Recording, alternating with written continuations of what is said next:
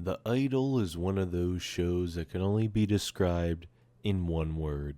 Perfect. This show is perfect in every way. It has sex. Wait. Is that all the show is? Always has been. Oh, no. Wait. It also says here that it has The Weeknd. I love The Weeknd's music. I wonder how his acting... Well, your fucking ass was stomp you. I'll fucking curb stomp you. I'm sorry. I'll fucking curb stomp you. Oh.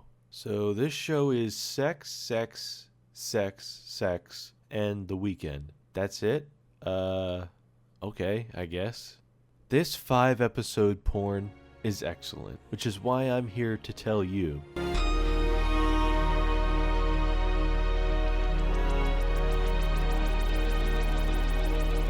Alright, so I lied.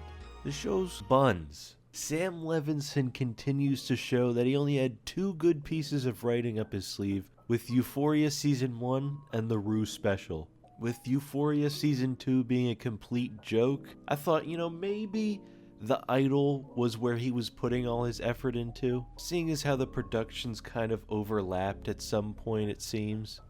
He didn't do that. Besides all the other problems with this show, it comes off like Sam Levinson and The Weeknd were locked out of their Brazzers account one night, so went out and shot their own porn to jerk their willies to. I don't mind a well-timed, important sex scene or nudity. I loved when Grandma came out of the bathroom in The Shining.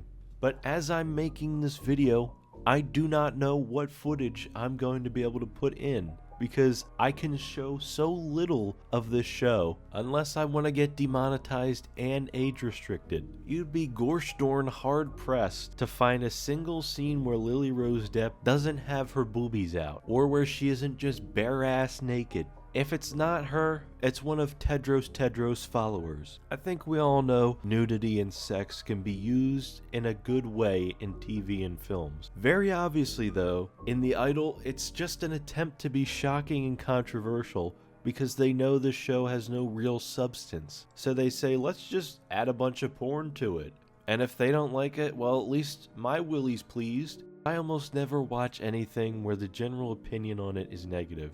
Mostly because I don't want to waste my time on bad things. Obviously, I'm not always gonna love what everybody else loves, but time is finite, and I like to try to use that time with something I think I will hopefully enjoy. Though, the clips from the show on Twitter fooled me.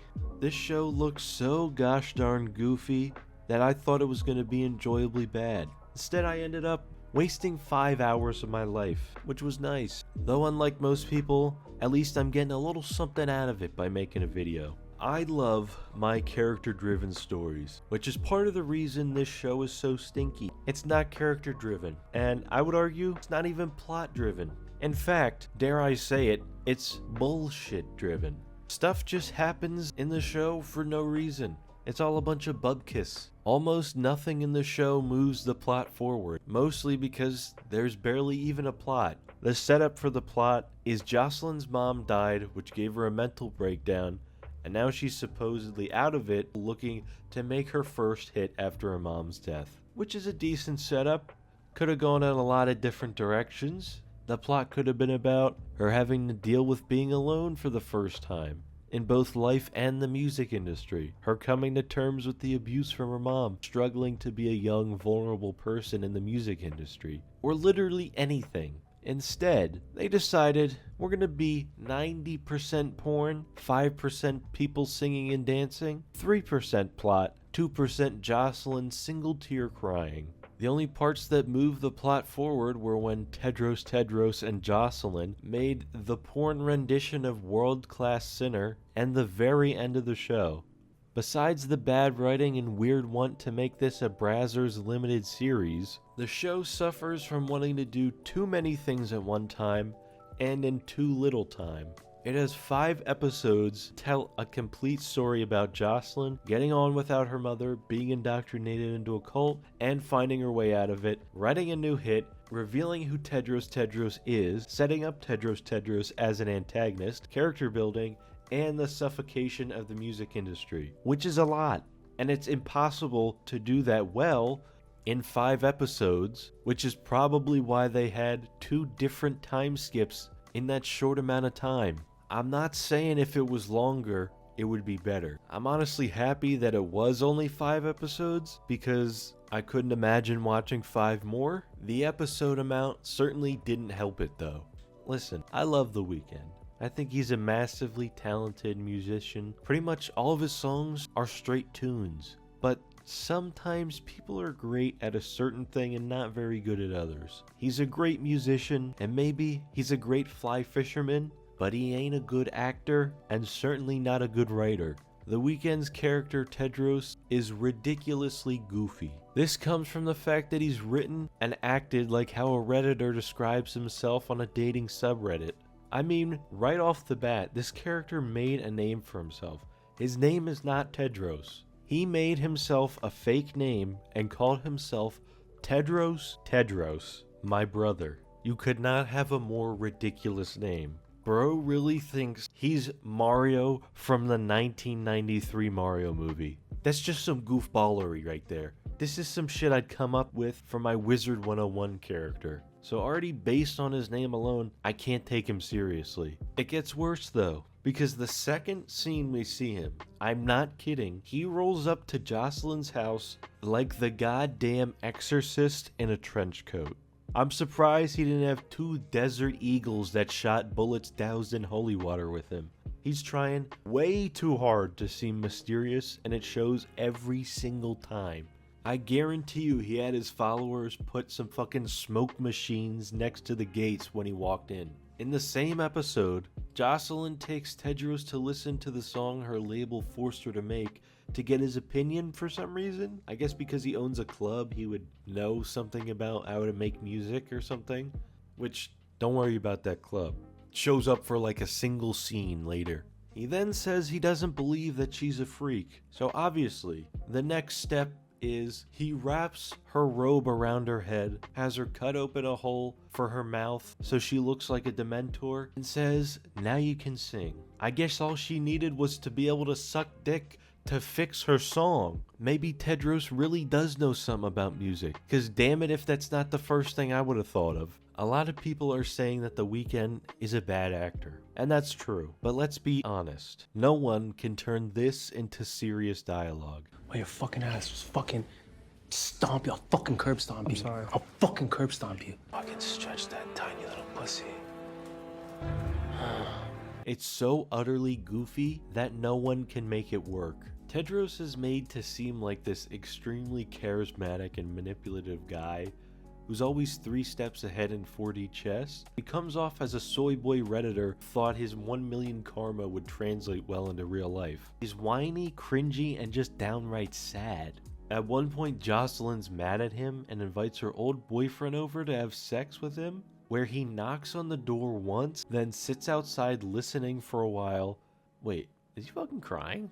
This almighty puppet master Giga Chad cult leader is crying that his girlfriend is getting fucked by another dude. Yeah, obviously that would make someone upset, but that's not how you convince someone that this guy is the master manipulator, big dick guy that the show is telling you he is. At every turn, this supposed Chad is a little wimpy poopy pants crybaby, which is why I also have no idea why anybody follows Tedros. Harvey Weinstein didn't have a cult, but it made sense as to why people would want to go along with his tomfoolery, because he was established in the industry and he could legitimately make or break your career. With Tedros, he's a nobody with a nobody club.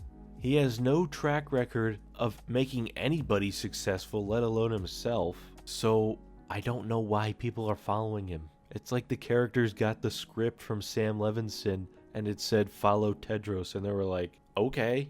It's not his charisma because he's too cringe to be taken seriously, and it's certainly not his intimidation. So why? Why do people follow him? We don't know, the show doesn't tell us, and the characters honestly don't even know, because they flip on a dime at the end. Tedros as a character fails in every aspect, except for his ability to be cringe. Jocelyn is a character that probably should have been interesting if they did anything with her, like literally anything at all. She was played pretty well by Rose-depp, as good as she could have been. The problem is the setup for the story. The first 4 episodes and the last episode are all completely different, which makes it impossible to get involved in her story. You go into it sympathizing with her, that her mom died, that she's been abused, and is obviously still having a hard time in life, despite supposedly being over her mental breakdown. The show says, forget all that, because she forgot it, and starts making porn music with Tedros. Literally listening to herself moan on the playback. I'm not even kidding either. I would play it, but I would get demonetized. She had the potential to be a very sympathetic main character that we can't help but root for to get out of this oppressive grip of the music industry, recover from the trauma, get out of Tedros' cult. Instead of any of that, we focus on what I don't think was meant to be a love story between Jocelyn and Tedros, but ended up being a kind of shit love story between these two people, and not much else. Knowing that there was a different show before Sam Levinson came in and took it over is a shame, because they don't do what Jocelyn's story should have been. We don't focus on the effects of the music industry, because her mental breakdown didn't come from the music industry. It came from being without her mom.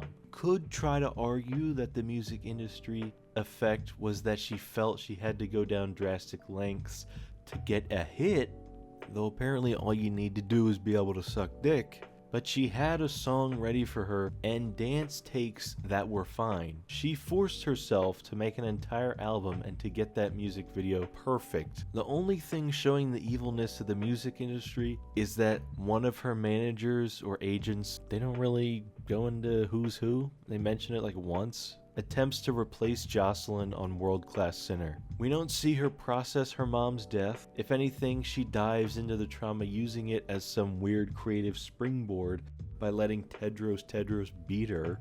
And the Tedros stuff doesn't work because he's too much of a goofball and you don't believe any of it. So any interesting stuff with her character is dipped into, but no more than that. Though the biggest crime is that Jocelyn got the Cassie treatment. For 4 episodes, Jocelyn is a fairly meek and struggling, single-tier kind of person. Do I look like a double fucking rainbow to you? Only for her to all of a sudden be revealed as Littlefinger. If you watched the first episode and the last episode, they'd be completely different characters. And you may be saying, well, isn't that how it's supposed to be? Maybe after 10 episodes? Or most of the time it takes an entire series for that to happen. This happens out of nowhere. If you go 1, 2, 3, 4, that Jocelyn, pretty consistent. You go to 5, what is happening? Am I watching a different show? What is going on? I could maybe give it a pass if it even tried to develop this. There are no hints at ulterior motives here. You cannot have a twist, no hints in between. I don't ever see her working with her managers or her friends in any way that would suggest this. She doesn't suggest anything to Tedros or do anything to manipulate him. She is complacent and for some reason into his cult until the writing says she's not anymore. Not to mention, making Jocelyn the iDubbbz puppet master completely undercuts one of the things they wanted to do, which was show how corrupting and advantageous the music industry is to young talent. Jocelyn's setup was probably left over from the original creator of the show, because that had actual potential to go somewhere. But this Jocelyn is just blech. Our 2 main characters are either goofy or written so inconsistently, it's not even worth caring about her. And the side characters don't make that up in any way either. Plank from Ed, Edd n Eddy has more depth to his character than any of these side characters, or even the main characters. I'll say it again, this show is buns. This video is already long enough. Depending on how this video goes, I might make a second one going over the goofiest things I wrote down while watching the show. Honestly, don't watch this show. It's trash, and not good trash. Sometimes things are fun bad, like The Room or Fallout 76. And some things are bad, like The Idol. Though I guess you could be like me and know you're going in wasting 5 hours of your life on an awful show, but do it anyway. Hopefully you don't though. All this being said, I want to know, did you watch The Idol? If so, I'm sorry. Did you like it? If so, I'm sorry if you did. Either way, I want to know your guys' opinions, so feel free to put them down in the comments. Like the video and subscribe. Thanks for watching.